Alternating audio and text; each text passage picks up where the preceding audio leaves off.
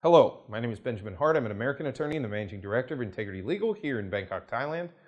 In this video, as the title suggests, we're discussing marriage, but there are some misconceptions here in the kingdom made by expats and those traveling here with exactly how marriage works or the formalities necessary to create a legally recognized marriage here in the kingdom.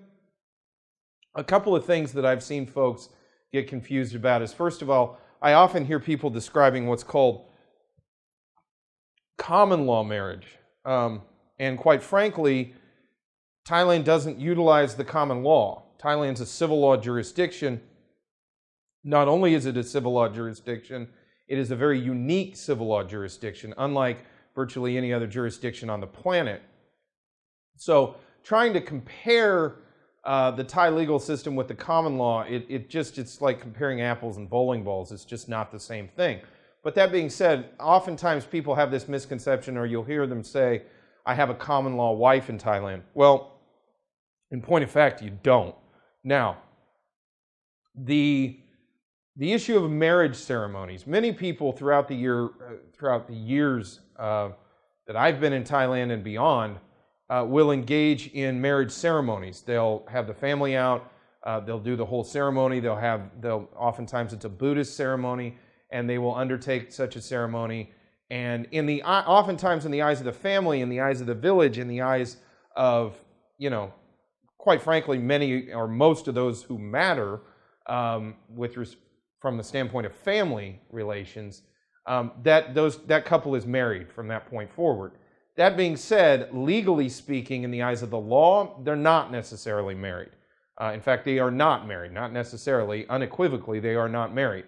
Thailand utilizes a civil registrar system.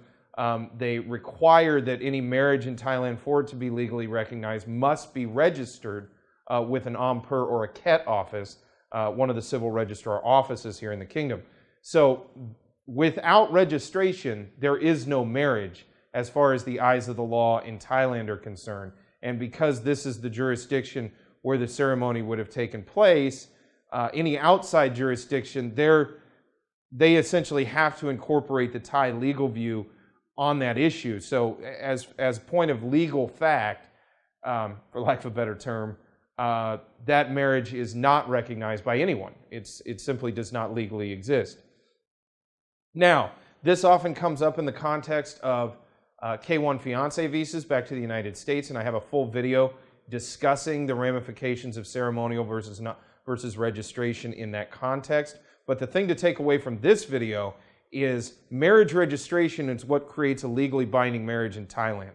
Simply having a ceremony without the registration component does not necessarily create a legally binding marriage and may not be used as a platform for seeking any further benefits associated with the marriage created, or in this case, not created from that ceremony.